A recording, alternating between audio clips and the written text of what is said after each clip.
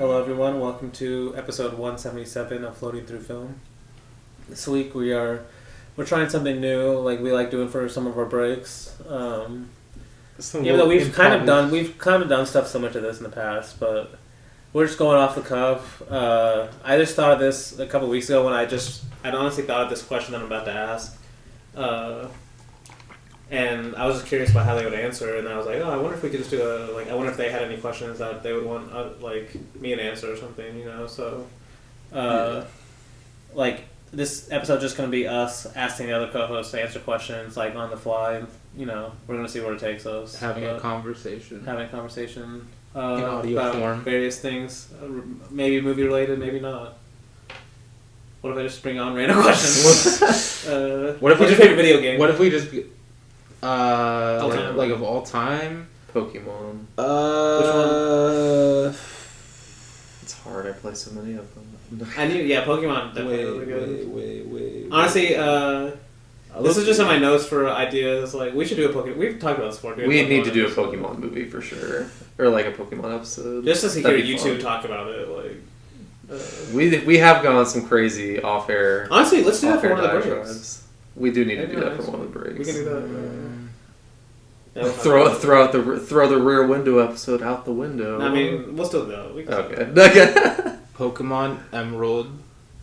It's a great game. That's your favorite game? Well, I have a few. No, I said favorite. Call of Duty Black Ops 3. 3? Yeah, go-to game. Real ones know how good that game is. I really like Red Dead Redemption 2.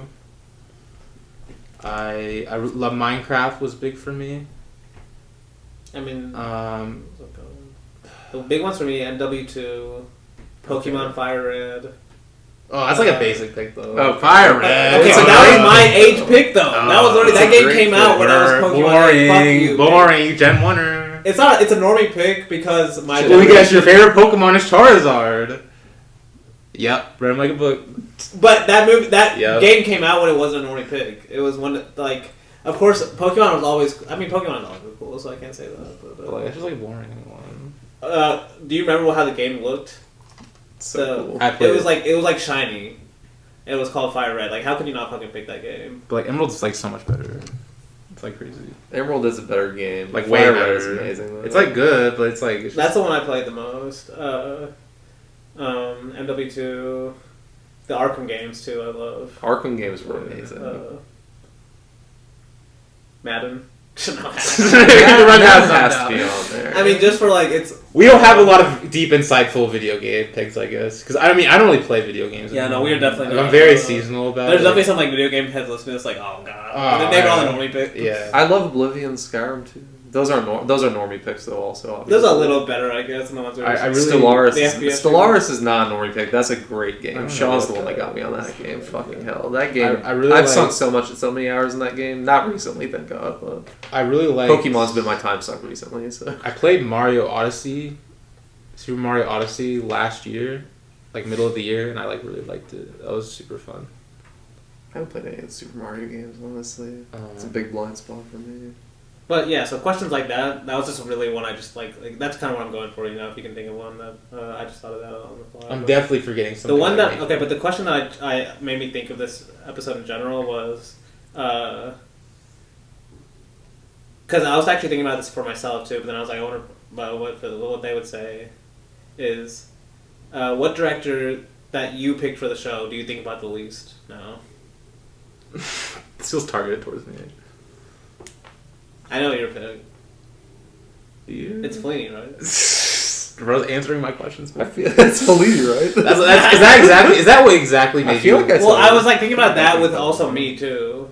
Okay. Because I was also thinking about with myself. Because I feel like think about all my picks. I feel like I think about all of mine. It's not for Fellini. It's more just I haven't watched him in a while. You know. And that's part of it, though. That's what I'm saying. That's part of the answer. Well, you would have thought about them more if you had watched I was 18, 19 at the time. So, but why is that? You were also 18, 19 when you watched it. You're the one who told me about Tati. There's just a lot of movies out there. But see, that's also part of the answer. It's I kind of just got distracted. That's what I like about memory in general. Why? Because I like Tati more, I guess. I mean, so you just came out and said it. You didn't want to say it. That's what I was like prodding you to say, but... I mean, I don't think that's like a crazy thing, me saying Taji's better than Fellini. Like... But I was wondering if there's anything specific, like, I mean, it's more just, like, laziness, I think. A lot of it. No, I feel like that's too easy. I don't know, I feel like I just, like, I've been interested in other things more since then. But maybe I'll come back, I should. What do you think? I feel like I think about all mine, actually, still. Like, I was looking through them, like, Keaton I still think about. Obviously, Katana we just did, I still think about him. Woo, obviously, always think about John Woo. Always think about John Woo. Okay, what about Flip? What's the director you think about the most that you picked? Okay, recency bias. Okay, but take recency if you can. Woo or Sai, obviously. I feel like Blake's is definitely Woo or Sai. Yeah, like, it's probably Tati. What would we say Luke's is? If Luke is struggling with his answer, what would we say Luke's is? I mean, honestly, Cassavetes would be the one that he doesn't. No, I was saying that'd be the one he doesn't think about. I think about Cassavetes a lot. I might not rewatch him that much, but yeah, I still think about because I thought about Cassavetes a lot while watching Revenge. Also, you talk about Godard a lot too. I mean, how could you not? Yeah, exactly. We all do. You do talk about Altman a lot too, so. Do I? I mean, he mentioned him today. You did. I feel like I don't mention him as much. Like I feel like I mention Cassavetes more. Like I talk about him more. But just Cassavetes. Well, I think about Cassavetes. He comes up for more just on the some of the other episodes we've done. Like I brought him up for the Revenge one. Yeah, we bring him up quite often. Honestly, I bring up Fellini more than you do. I feel like. At this point, yeah. No, because he's still really interested me in just like how he understood Neo. No, yeah, I'm not saying he's like not interested. I'm just like I've been distracted. You know. Like you haven't watched a Fellini movie since.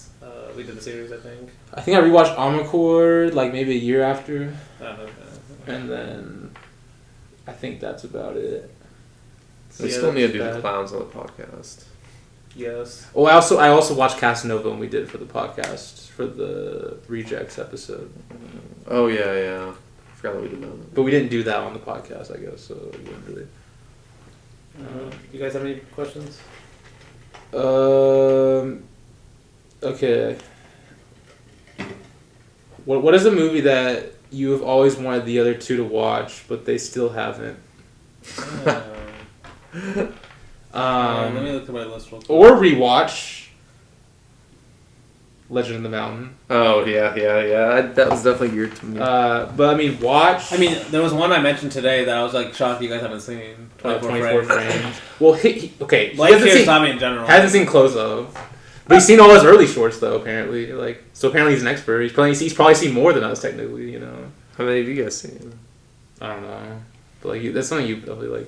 Well, okay, also Blake. Any John Ford movie, basically, after, 1940. A lot of these are for Blake.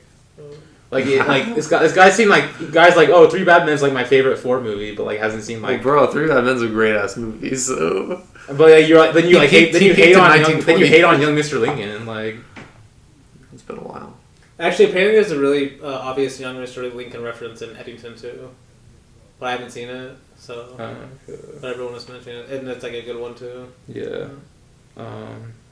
Okay, well, you guys should definitely watch Rancho Notorious, the Fritz Lang movie.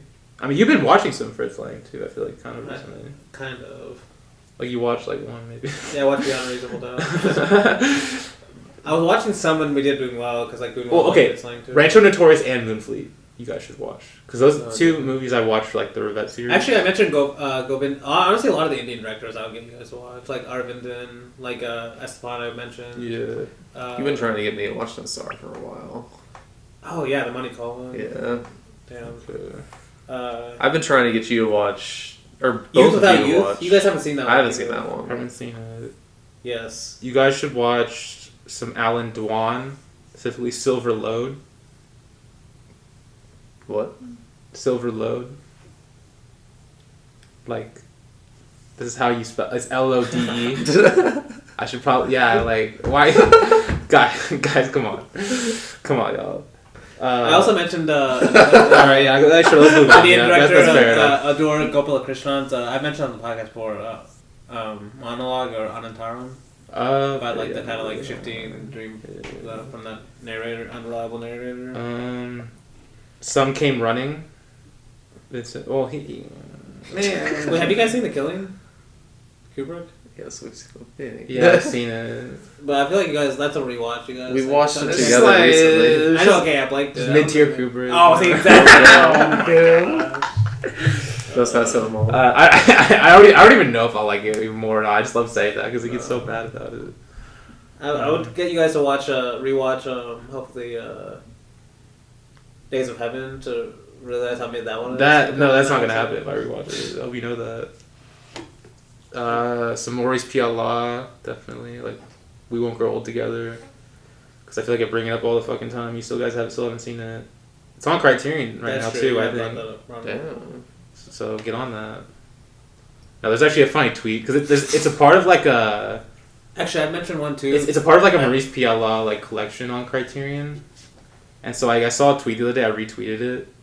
It was yes, Criterion Channel. I definitely want you to autoplay another Maurice Pialat movie, Pialat film as soon as I finish one. That's absolutely something I want to watch more of right away. Right away. It's Mr. Mr. Thank You. Yeah. And his handle's at Communicants with the O being a 0. I just want to give credit. Yeah, no, to our modern day comedians, actually, one that I would definitely pick, I've even mentioned this before, is the Romer interview he did with Henry Langlois and Renoir. On that French TV show. Yeah. That's literally so good. Okay.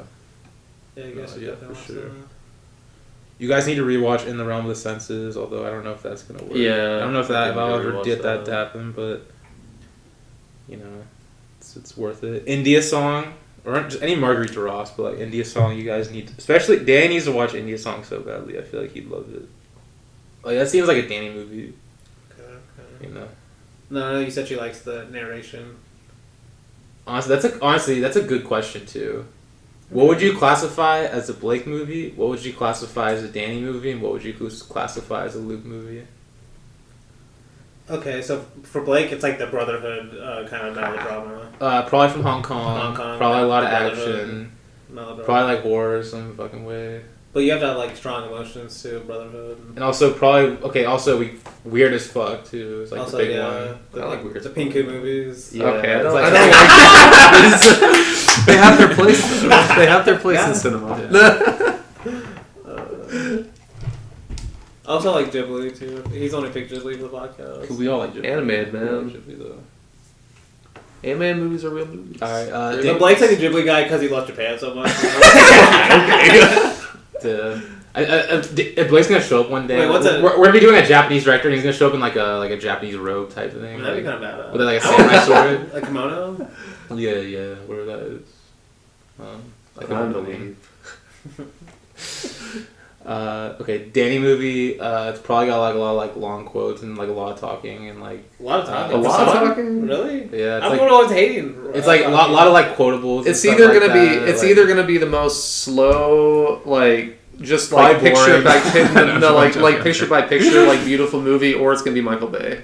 Like it's one of the two extremes with Danny. So yeah. Even though I did love Speed Racer though. What?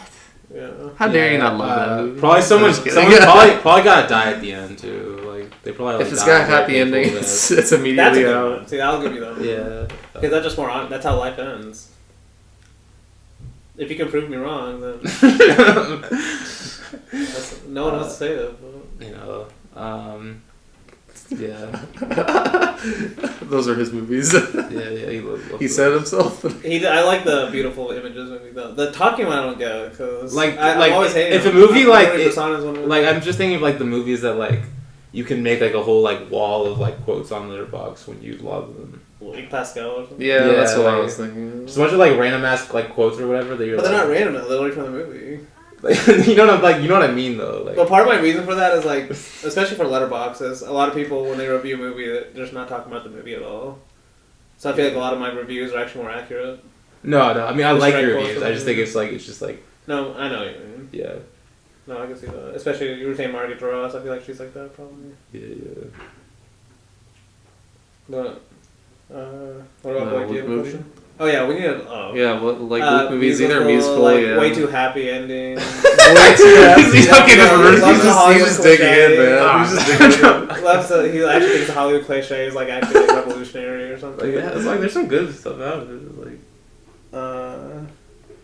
that's all. Loves when like the woman is only there from a male POV. Stop.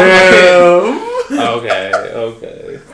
Looks like I opened. Doesn't want the woman have her own. Like, you want to say something like positive, like uplifting, like about me, like musicals.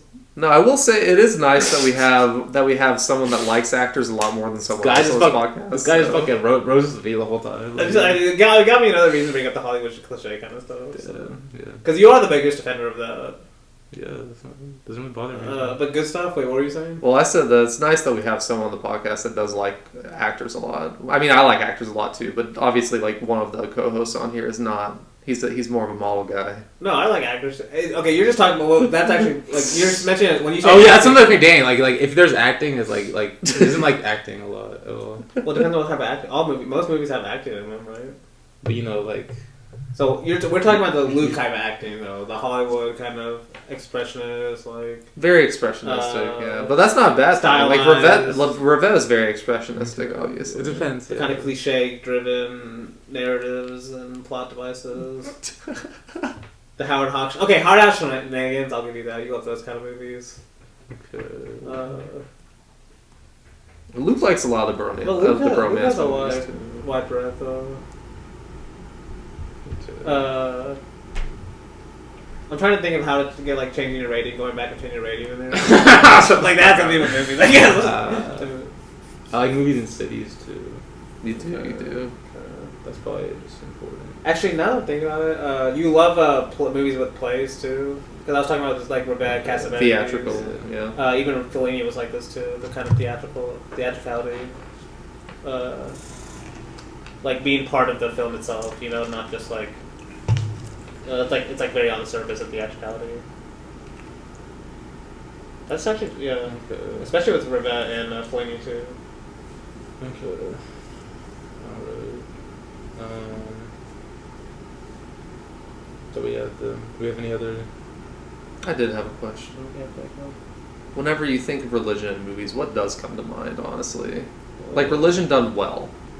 All right, because this is bro. You got this is going to be coming up in my next series. First, I have no clue, bro. Oh, come on! You've watched a lot of religion. But y'all too, like. I just bring it up because it's going to be coming up in my next series at some point. Okay. Or it's going to be a part of my next series. No, I've thought about this too. Because we've obviously done religious movies on the podcast too. Like we've done good and bad ones. Yeah. And we've done some great bad ones like Assassin's 30. Wait, no. Oh yeah, we did do that one. Thank God we did that one on the podcast. Yes. And Joey. No, I did think. I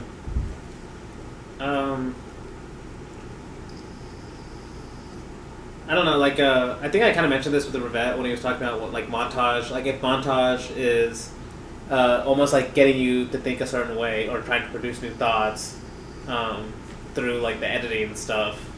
Almost non-editing, the idea of just like holding a long take is almost like a theological belief in cinema versus like montage.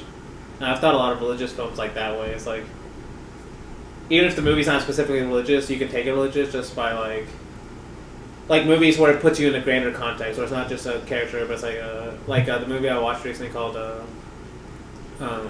Why Is Bowie Dharma Left for the East? Yes. I rewatched it too because it was so good. But yes, it's about these three characters that are all in different aspects of life. But when you actually watch the movie, you see these three characters, but almost all of the film is like intertwined with these like shots of nature, just constantly. And then just over the course of the film, you just get that feeling of it's not only about these characters, but it's like how they fit in this larger world, and then it's like about life and death, just like these Buddhist themes of like, no self and like all of like the creation being the same in a way. But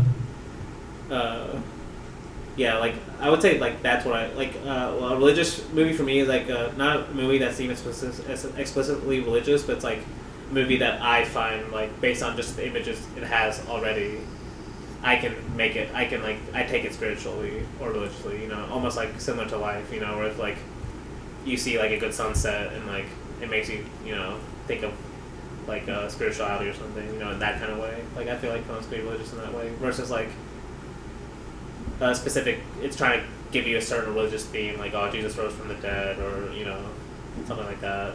Yeah, that's what I think of more. I guess it's like a basic distinction would be like religious versus like spirituality, but that's definitely a better way to put it, like spirituality in a movie for sure. But I think specific religious movies can be good too because they can tackle that spirituality as well. Like Silence is one I always think of. Tarkovsky does it a lot. Yes, exactly. But Silence is like a religious movie, but also very spiritual as well. Definitely, and then we did like King of Kings. We didn't do King. We didn't do King of Kings. That's a good one too. That's a good one. And we did The Messiah, obviously. I talked about that a lot in that episode. Actually, this is actually. What did you have a pick one? Nothing. You've watched. I just don't know. Well, I mostly asked the question because like I've noticed in Johnny To's movies that he has a lot of like Buddhist iconography in his movies, and they go to a lot of Buddhist places.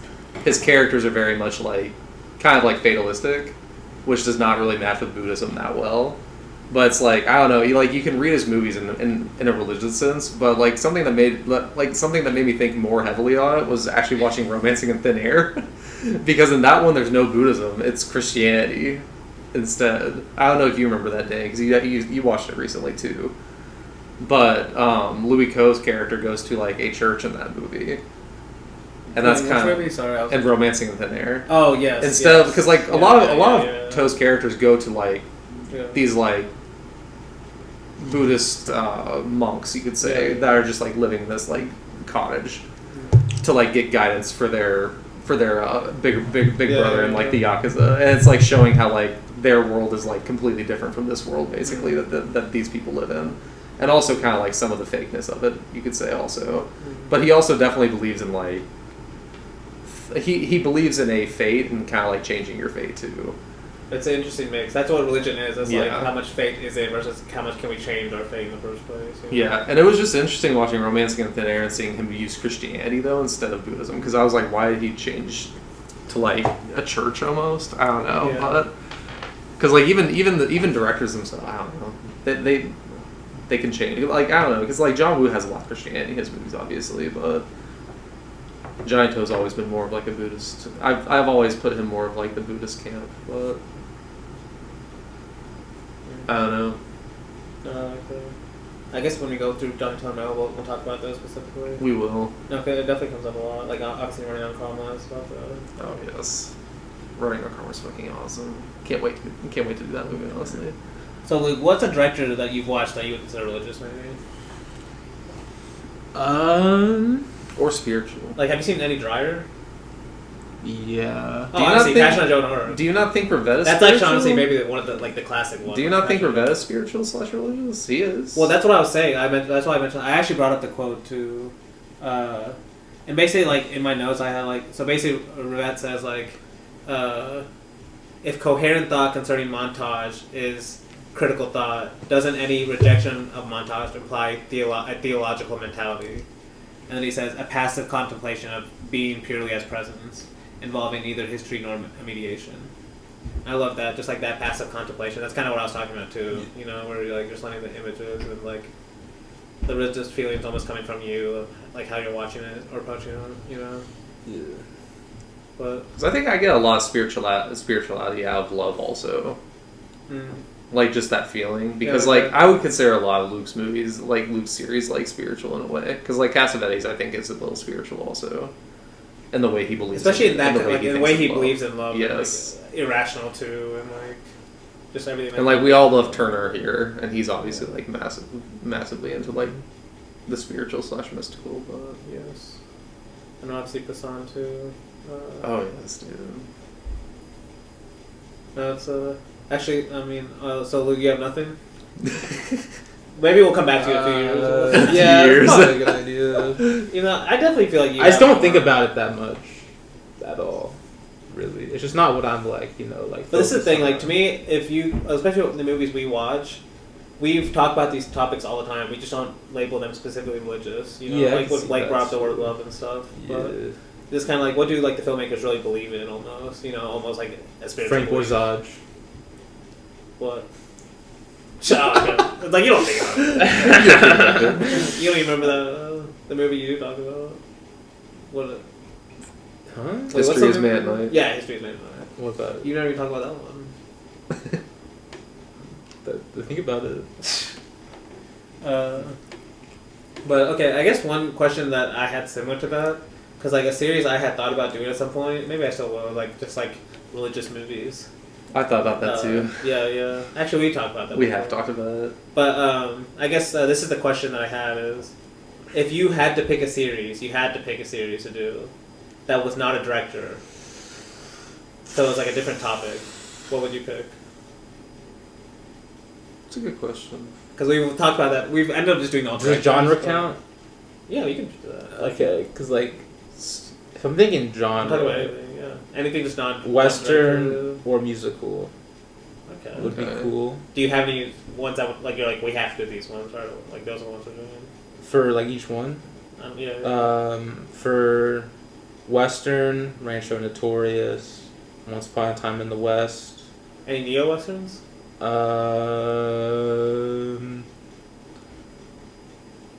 be honest, I'm not super familiar with neo. I'm more I'm more informed in the classical So period. like, if you pick the series, it would get you to more research. Like, okay, what would I actually? If I do that, I'm just saying, yeah, like if I, because I mean, it would be hard not to just stay in classic westerns because that's what I like. You could be like more. classic western series and neo western series. That'd be too many westerns. I don't know if I would do a whole series on neo westerns.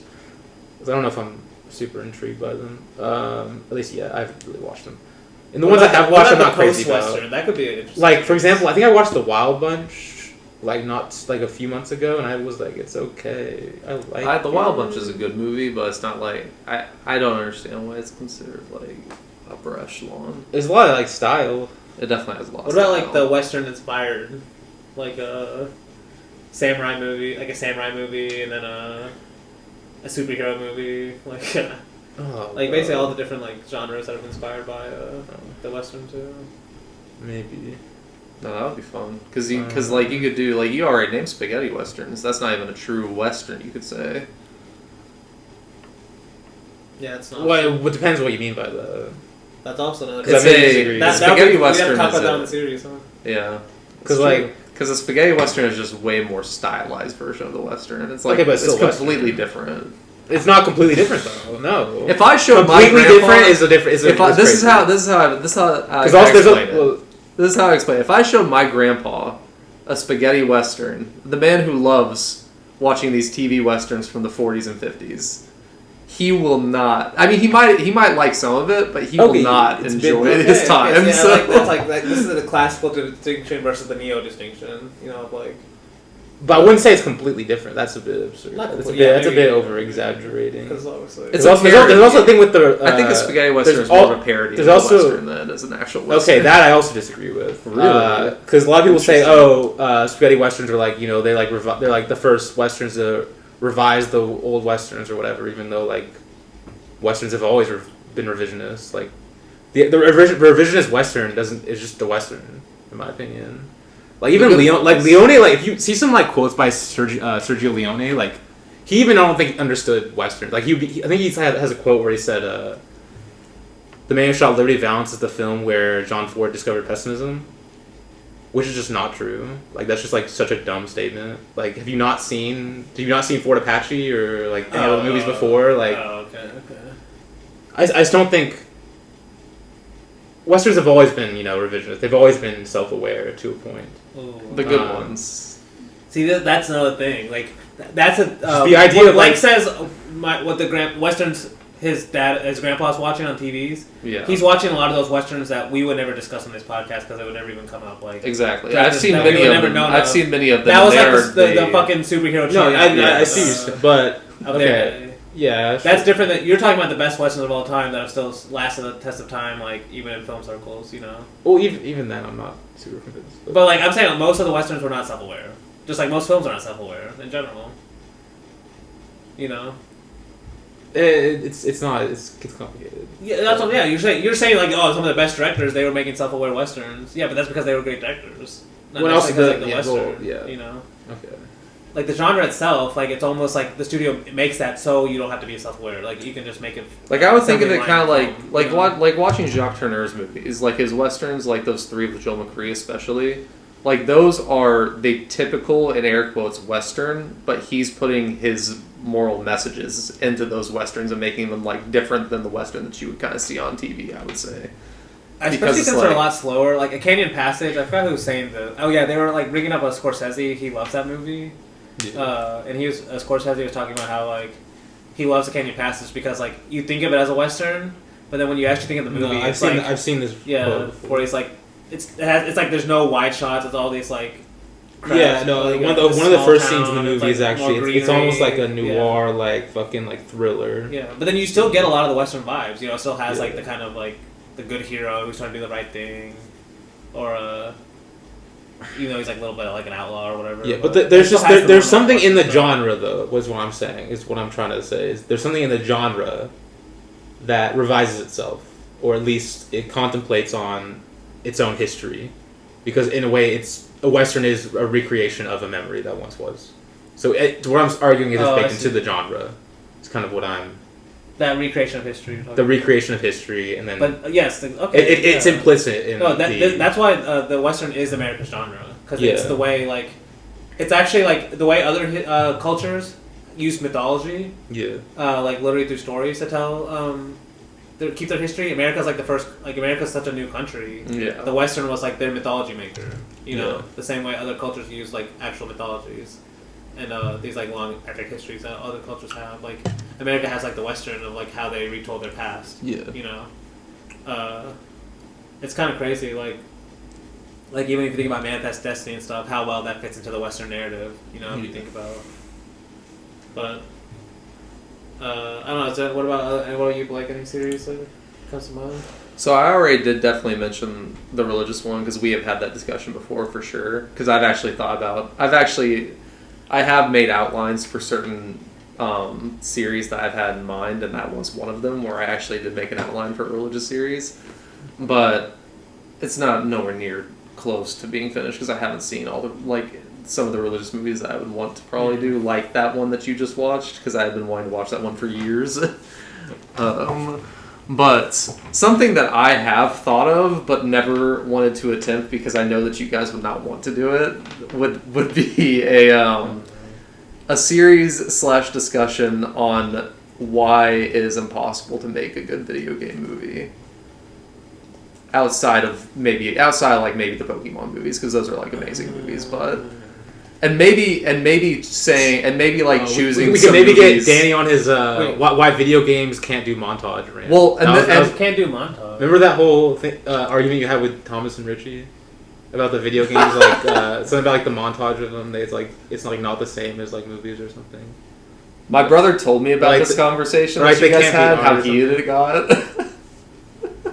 They like can't be art or something, or no, that's not exactly it, but like. Okay, I don't want to go there. Yeah, I was like, not in there. I'm not gonna put that. It was a crazy discussion. No, it's maybe that'd be a good. I'll bring that up for montage. Maybe that was like a Jacques Amon argument that he was talking about. Yeah. Because I think there are good movies that capture the video game essence, you could say, but they aren't video game movies, obviously. Like, they aren't based on a video game. So I'm just like, I've thought about maybe, like, doing a series kind of like that, where I choose, like, a movie that's not based on a video game, but feels like a video game, kind of, but it's good, along with a movie that's actually based on a terrible movie. You could do this for a break episode. I mean, we could do that. That'd be a good break episode, yeah. What is a good video game feeling movie? I mean, I'd have to watch Crank again, but you did say Crank is a good one. That would be a good one. Spy Kids 3D. I don't remember that movie. Like, I watched it as a kid, I think. You remember that, right? Spy Kids 3 is amazing. Yeah, that's a video game movie. I mean, amazing. Is that the one we have like the popular ass review or whatever? Like no, that's the first Spy Kids. Okay, I don't know. But a series I had an idea. I just thought of this on the fly. Like your next series? No. You don't want to spoil that yet? I guess I already know what I'm doing. No, that's what I'm saying. Like, that's not Oh yeah, that would yeah. fit My this next series, category. I'm doing experimental. Yeah, I don't know if you want to. I don't know how I'm gonna frame it, like which direction I'm doing yet and stuff. But so yeah, actually, that's partly why I asked this question too. Yeah. I don't know if you wanted to spoil it or not. I was like, no, yeah, I do know I'm doing that. So, but a different one. I'm thinking now that I thought about, because like the reason why I watched Why Has Bodhi Dharma Left for the East is it was kind of random. This philosopher I really like, I mentioned before, David Bentley Hart. He just released a new book called All Things Are God. The Philosophy of Mind, Life, and Language, something like that. And I was listening to some interviews he did, and he just randomly mentioned that book, movie. He's like, it's one of my favorite movies. Just like out of the blue. Like, he does this so many times where I'm like... What's the movie called? Why Has Bodhidharma Left for the East? Oh, okay. Like, he mentioned this other book. He just mentioned this book that I'd never heard of. He's just talking about this writer, and he's like, you know, this book would make a really good Lubitsch comedy. I'm like, damn. You know Lubitsch is? Like, damn. Anybody just said that, too. No, but yeah, this movie, Why Has Bodhidharma Left for the East, he just mentioned it. I was like, oh, shit. And so I went and watched it. I saw, like, Blake had us watch this and stuff. But, no, it's so good.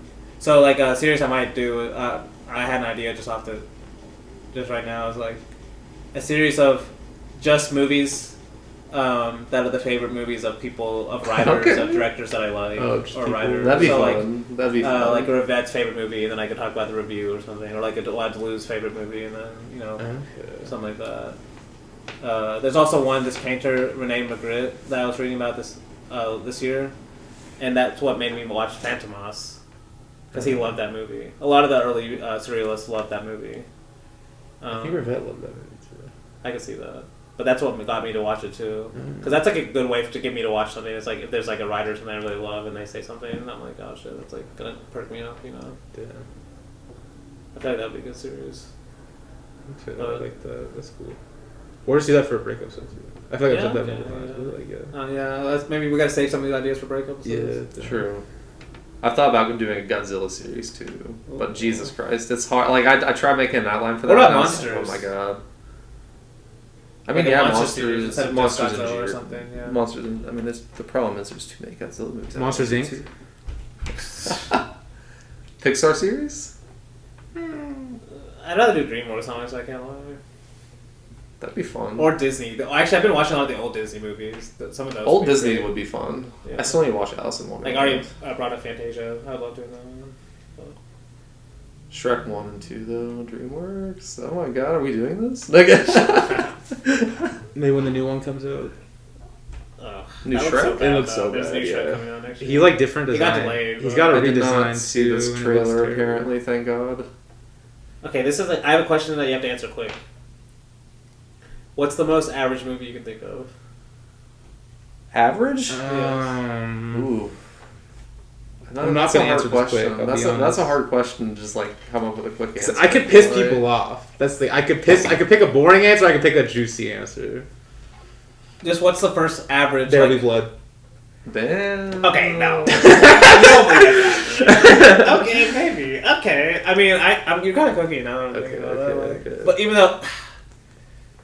Maybe. Yeah. It actually might be. It's actually because this is actually why I asked the question. One of the most annoying performances The answer of all to time. me to this question is actually the question of what's your worst movie. Like, damn, I just exposed myself even more than. No, because like if it gets you more like honestly, yeah, because it's like it gets you more emotional. Like, oh, you're like, why do people like this movie so much? You know, like to me, it's just average.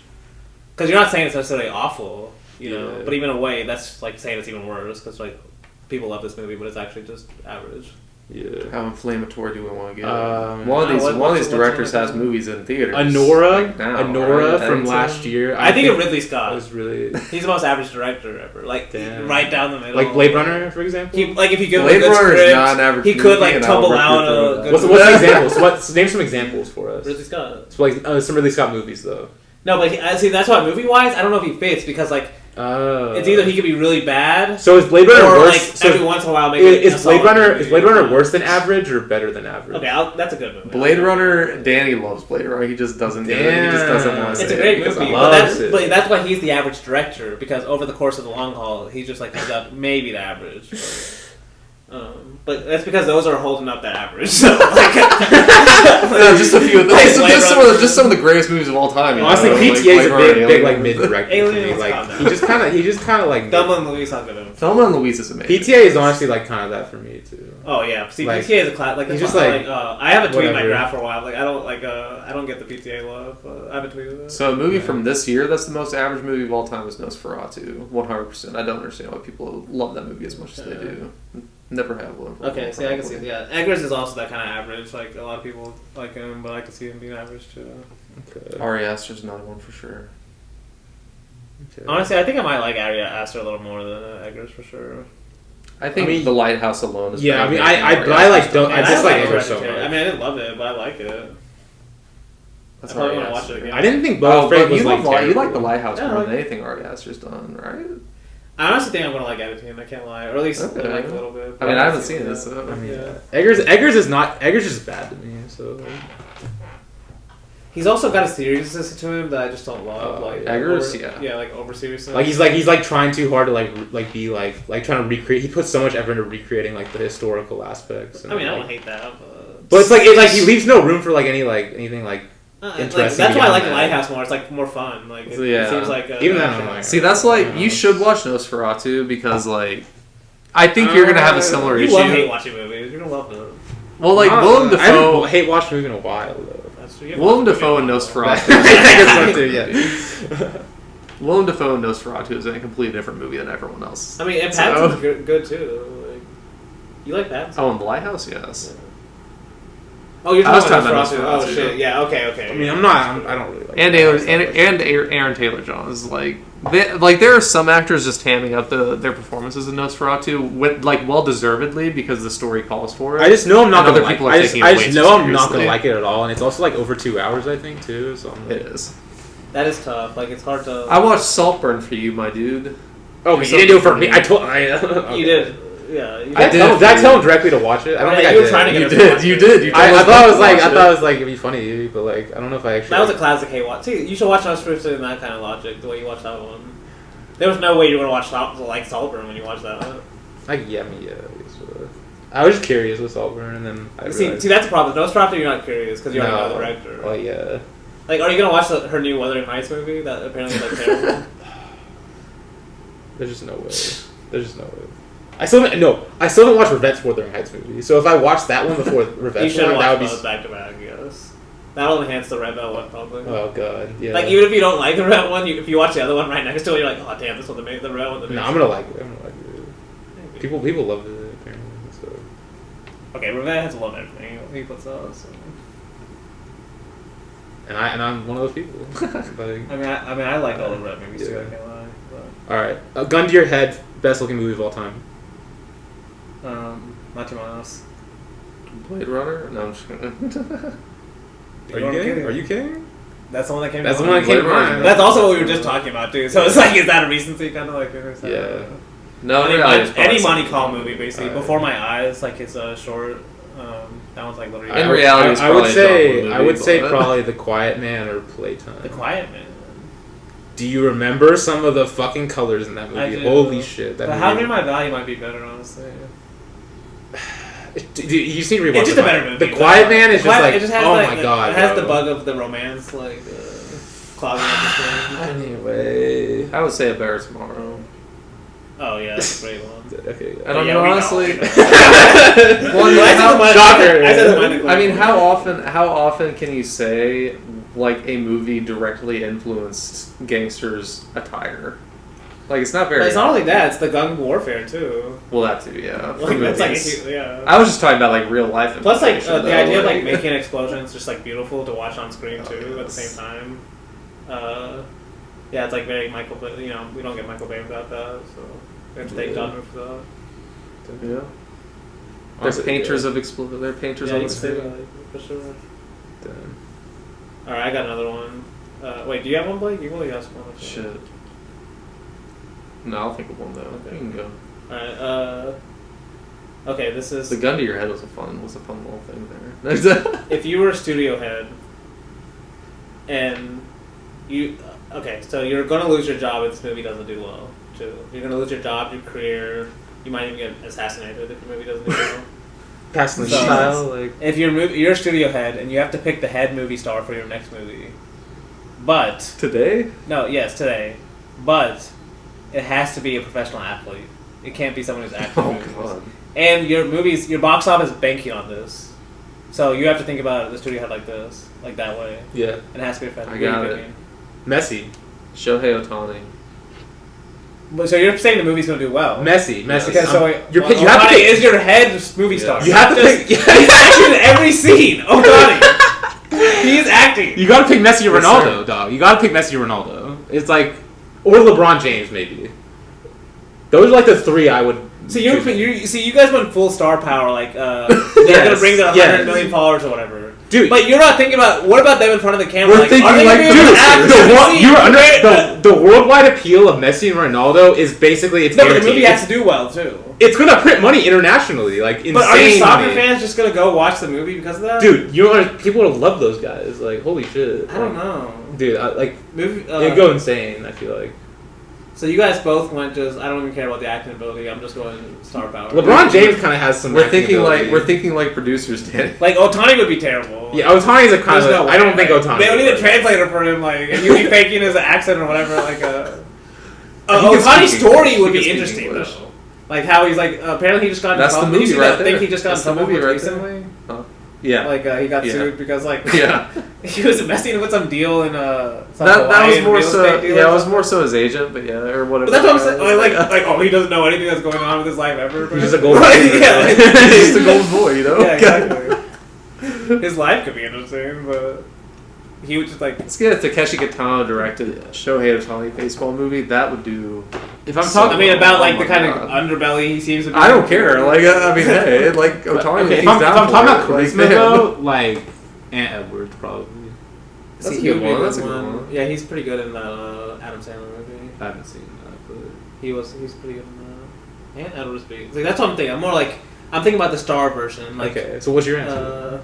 I don't know. Well, wait, what? Damn. It's like it didn't happen. The guy's like critiquing our fucking picks. No, he's like, I figured you guys were gonna go like the Taylor Swift route because like the reason I thought this too was I saw this article of like they were trying to blame A$AP Rocky for the movie not doing well.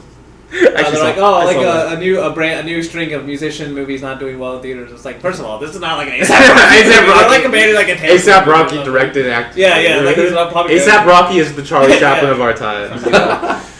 But it's like, yeah, people aren't going to that movie for A$AP Rocky, you know. Yeah. But if like you had to pick up that kind of star to carry a movie, yeah, that's the kind of how I thought about it. But yeah, I don't know. Maybe Dwayne Wade. Stop. Ain't no way you're critiquing me. Like, there's no way Dwayne. He would be a good actor. No, he would not. Welcome to the cube. LeBron James would be better than Dwayne. LeBron James. Corny though, like. That's a part of the reason why. So, what kind of movie are you casting for LeBron then? What kind of movie? Like a Space Jam? Some type of like comedy. Because we've already seen LeBron in a movie, Space Jam, and it bombed. But like a comedy. So we already know LeBron. Well, it came out during COVID. It came out during COVID. Oh, the COVID season. So exactly. It came out. It was the HBO Max like dual thing. So of course it didn't do that well. So how much? Okay, since you know so well too, how much money did it make? Since you're so sure of how much money it made. Like 150 million worldwide, I would say. Well, damn. Maybe 200. That's kind of a lot. That's a lot. Yeah, see? Space Jam. Wait, have you even seen it? Yeah, I saw it. Oh, God. I have the most underrated Letterboxd review of all time when I said Bugs Bunny saved LeBron's legacy. The more I'm thinking of this Takeshi Kitano Shohei Ohtani movie. Like, total of 163 million. Damn, I literally said 152 That's million. terrible. But you said 200. You said 200. I said 150 to 2 million. You said 200. I said 150 to 2 million. Because that was my first answer. 150 to 2 million? To That makes 200 sense. 200 million, that's what I meant. But I'm saying, like, that's like... I was already on the nose, that's crazy. Okay, on the nose. Sure. What are the VOD sales, though? That was bad. Well, it was a streaming movie. They can't prove that shit. Came out in like 2020, 2021. It would have done better. I can't believe I have you on this show defending Space Jam right now. Over Dwayne Wade? No. No one gives a fuck about Dwayne Wade. Fucking third best player. You might be right. It might be some. Wait, what? No, get that. No, it might be like some kind of like See, what if we're going the wrong way? What if it's like we need to pick like some kind of like third-rate like NBA role player that's a hidden really really good actor, but it's gonna be like an indie type of movie. Bro, we should do. And he actually ends up being like a kind of like a rising star, and like he breaks out that way. It's like, shit, this like a role player NBA star is actually a really amazing actual actor. Laurie Markkinen. Too tall. See, that's a problem. Once you start getting that height level, you can only play like the big man in the movie. No, see, we should do the guy that's won the dunk contest the last few years. Mac McClung? Mac McClung. That's a movie name too. That's a movie name too. There's no way he'd be good on camera, I feel like, though. I mean, if it was a movie about the dunk contest, maybe. That's a movie name. That's not going to make him a star. The movie that you're trying to do, a rising star. That's the worst movie. That's a terrible thing. The more I'm thinking about it, the more I really like my Takeshi Kitano for Shohei Ohtani like movie idea. I want that movie. Yeah, that's an idea, but Ohtani wouldn't fucking be in the movie himself. Like, yeah, he should be in that movie. It would be funny to watch. It'd be awesome. Ohtani even like shows up. Kobe White. Kobe White would be a good maybe has some charisma. Okay, I'll give you that. I can see him like in a comedy, like yeah, like a stoner comedy maybe. You're saying he has that look. He has that look to him. Like he has like his eyes too. Michael Porter Jr. comedy. Okay, now we're cooking. He might be for the wrong reasons too. Like we're going for the more like MAGA crowd, like the younger MAGA crowd, but it's gonna be a comedy. No, this will be a Martin Scorsese Fox Nation production or whatever it is. Have you guys seen the clip? He has a podcast, by the way, which I've seen clips from. That's why I'm. Sounds like the most zero IQ that you've ever seen. He's just saying like most Abaca shit. Dude, like there's one clip where I think he had Lana Rhoades on, the porn star, and she's like talking about him like, oh, like. Imagine doing porn. You have to like you meet someone for the first time, and then you have to like have sex with them or whatever. And then he's like, and he just cuts to Richard going, "Damn, that's crazy." like, damn, what's he doing there? Like, what's going on here? Like, damn. All right, Blake, do you have one? Question? No. Not at the moment. Yeah. I was too busy thinking about Shohei Ohtani and Takeshi Kitano together. Do you have any more? No. No,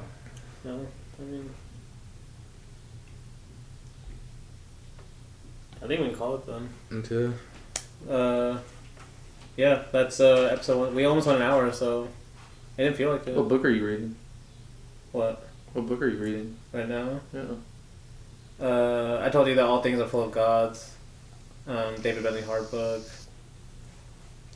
I'm also rereading An Anagram of Ideas, Art and Film by Maya Deren. Getting ready for the experimental film episode.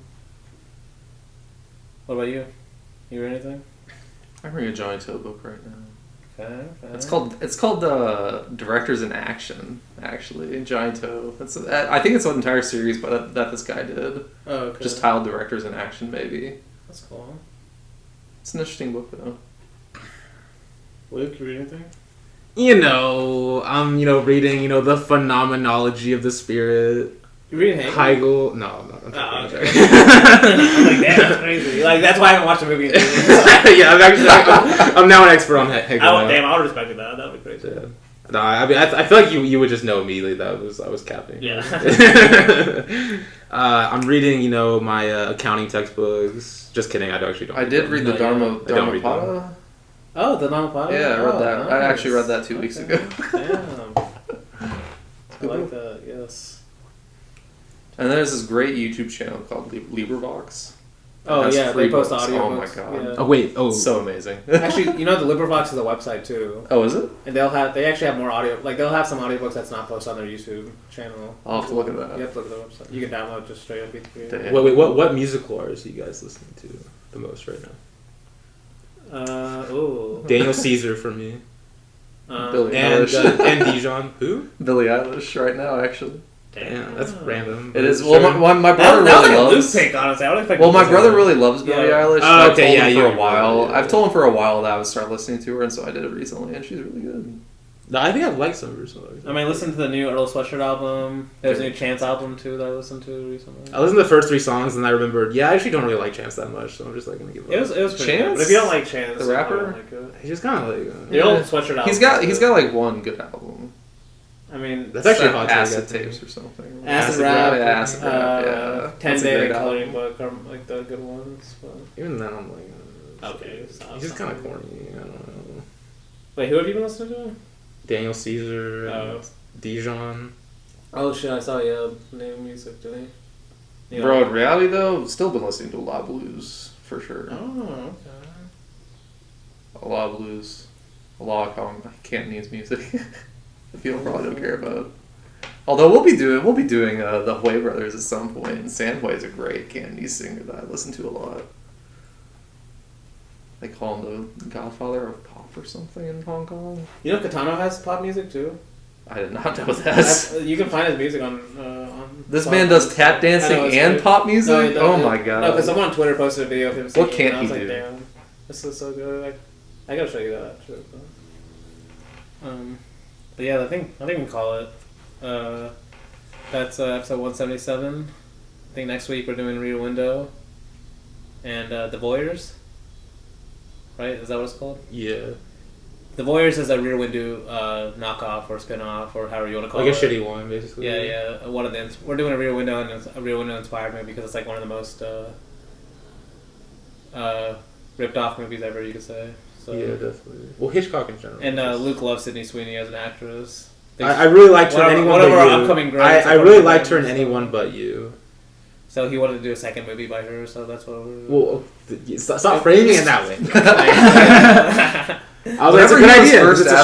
Whenever he was first asking us the actor thing, but then he like changed it to the superstar or like the superstar athlete. I thought he was actually asking us to cast like the actor that we think would like save our movie from this generation. I was gonna pick Glenn Powell. So everyone loves Glenn Powell, man. Including me. I kind of like him. He's getting there, I guess. But like, he's definitely there. I think he's there. He doesn't have a good story. Like, it'd have to be like, I wonder what he'd be. I would have just said like Tom Cruise. You can just like guarantee it, basically. No, he's too old now. Not the last Mission Impossible. Yeah, he's too old. Okay, he had one like sort of. The last two didn't do that well, honestly. Oh wait, I forgot there was another one. Yeah, I have not seen it. I still haven't seen part 2. Damn. Yeah, me either. It's because I don't care. Because part 1 was kind of bad, honestly. That I still think what was that one of our most disliked episodes? Us not liking. Wait, which one? Us not liking part 1 of Dead Reckoning. One of our most disliked? Oh, really? Wasn't that one of our most disliked? You can't even see dislikes anymore. Well, I know, but I thought that Danny told us that because he could still see him. So I'll have to go look. It's one of our best episodes, though, honestly, because we also did Collateral that episode. So that's probably another reason we didn't like Mission Impossible as much. But yeah, so yeah, we're doing Rear Window until next week. Hope to see you floating through the clouds.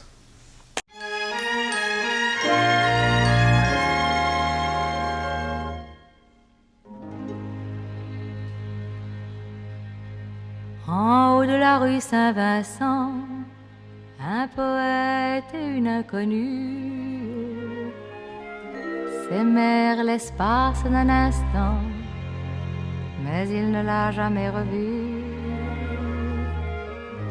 Cette chanson il composa, espérant que son inconnu un matin de printemps l'entendra quelque part au coin d'une rue.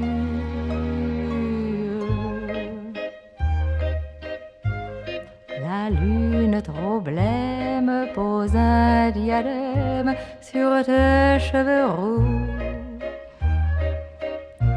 La lune trop rousse de gloire éclabousse ton jupon plein de trous.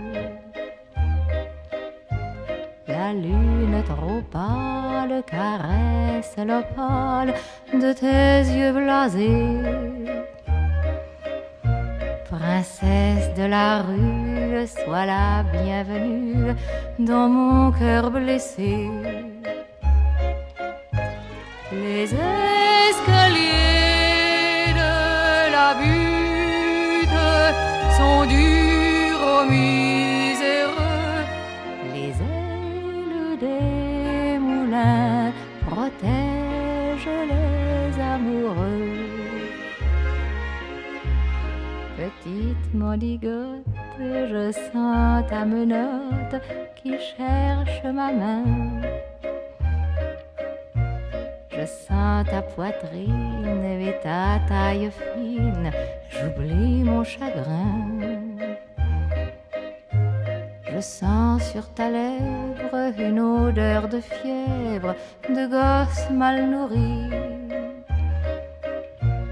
Et sous ta caresse, je sens une ivresse qui m'anéantit. Les escaliers de la butte sont durs aux miséreux.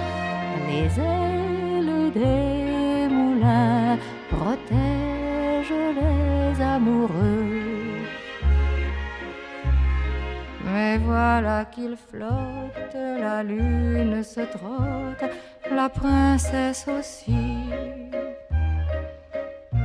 Sous le ciel sans lune, je pleure à la brune, mon rêve